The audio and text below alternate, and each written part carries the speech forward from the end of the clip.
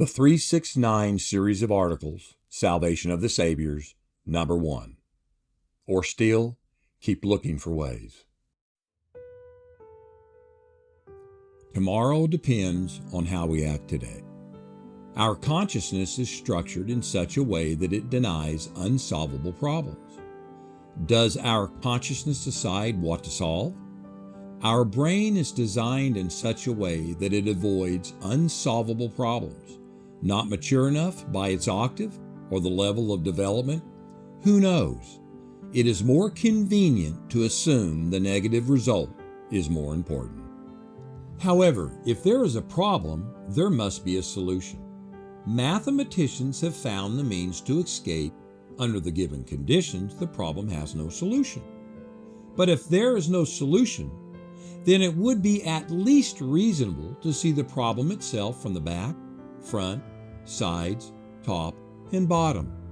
This problem looks like this and is impossible to solve, or maybe still possible to solve. There are many such things as original sin, salvation, redemption, why God, if He exists, why did He create evil? But if He does not exist, what is the point of life? And especially nowadays, what is happening? Why is it happening like this? How will it all end? Everyone searches and finds suitable answers in detachable calendars, catechisms, Wikipedia, or as it is fashionable now, to Google it. But for some reason, logic provides us no answer. And Christianity does not give one either. Neither does Judaism or Buddhism. So should we submit to? Many people think there are too many unsolvable questions. There are things that you have to learn to live with and live them out without solving them. Or still, in order for something to move, you do not have to accept it nor calculate the depth of the fall, but look for effective ways out of the current situation. This should be the priority. In order to look for ways out of the current situation and find them, first of all, there must be information and the ability to adequately assess it. It should be accessible and intelligible. It must be protected, and the best protection of information is its distribution. That is why I act in such a way. And I want to convey to people all the information that I have, which I have gotten from the sources I trust and from my own observations and judgments. I convey information in order to explain ongoing events, which, especially in the last few months, burst into our lives like a hurricane, sweeping away all concepts of what has been instilled in us from birth. Emotions overwhelm the mind of people, causing confusion and a kind of hopelessness in the thinking of many. Those who believe that, due to their rich experience in politics and in predicting situations and explaining them, say and write one thing. Those who oppose them and have their own so-called opinion based on their life experience and experience in politics say and write different things that are completely opposite. And in where is the simple answer here? Go with the electorate? But wait, we also have an elite. Those who call themselves that and are proud of their elitism, locked in the search for answers to the questions of the primacy of the phenomenon chicken versus egg, matter versus consciousness, money in the morning, chairs in the evening, and why not the other way around?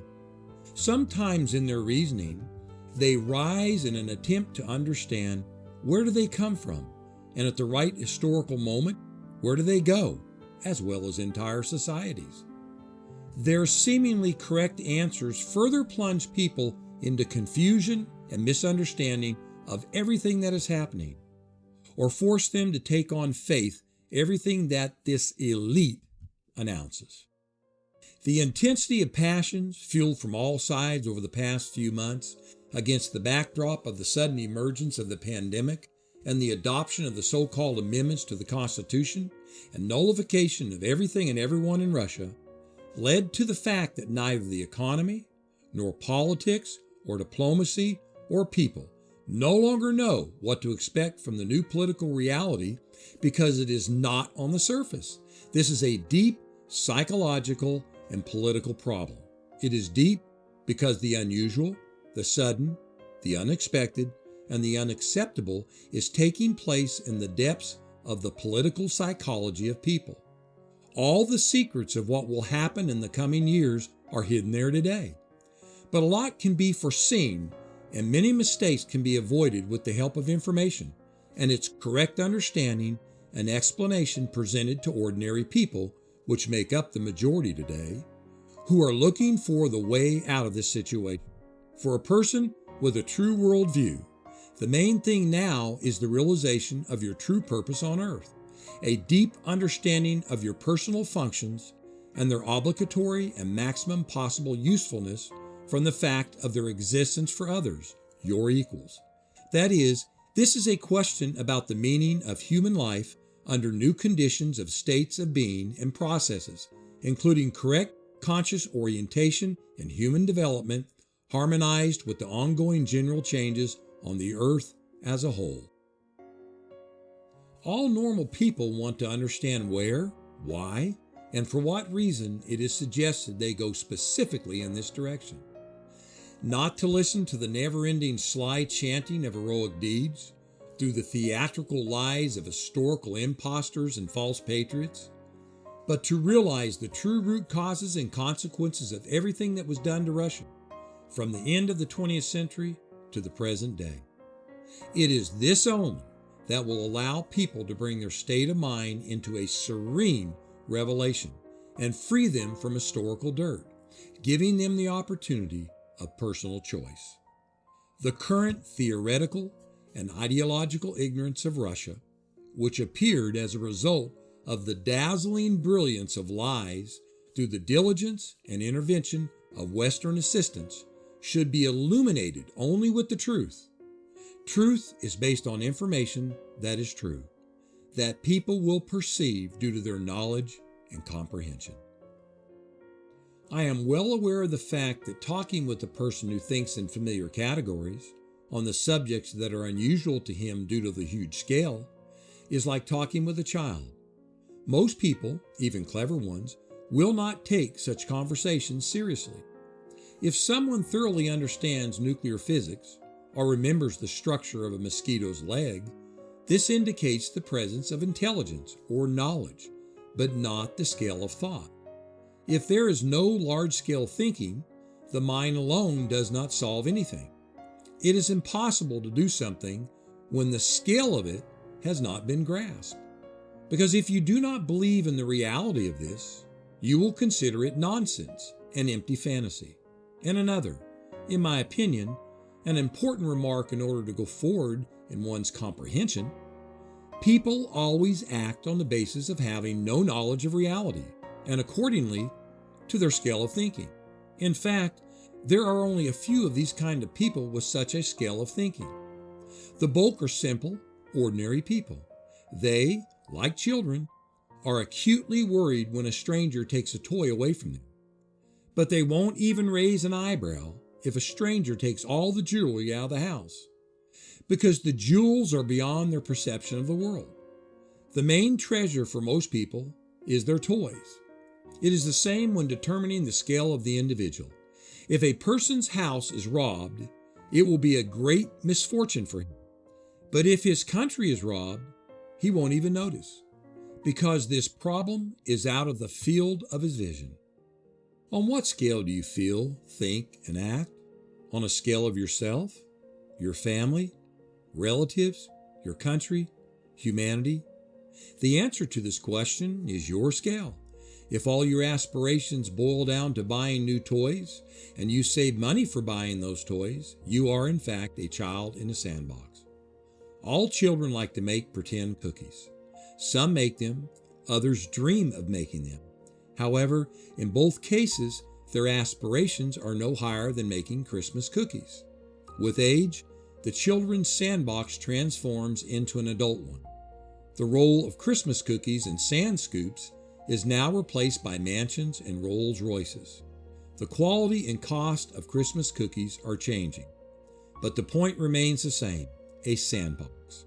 Therefore, A person with a childish type of thinking tends to care only about himself. And even if he has an academic degree, a fortune of $100 million, and has reached the age of 50, but thinks only of himself, he is in fact a child. If he also thinks about his family, he is more of an adult. If about relatives, he is even more grown up. Yet still, his adulthood does not reach the required scale. Our fatherland, I emphasize fatherland, which is far more than just being a country, needs people who are able to think and are ready to act according to their knowledge. Those who are capable of doing things for the good of Russia and not tied to a personal gain are like the words in the song, "Firstly, think about your motherland, and only then about yourself."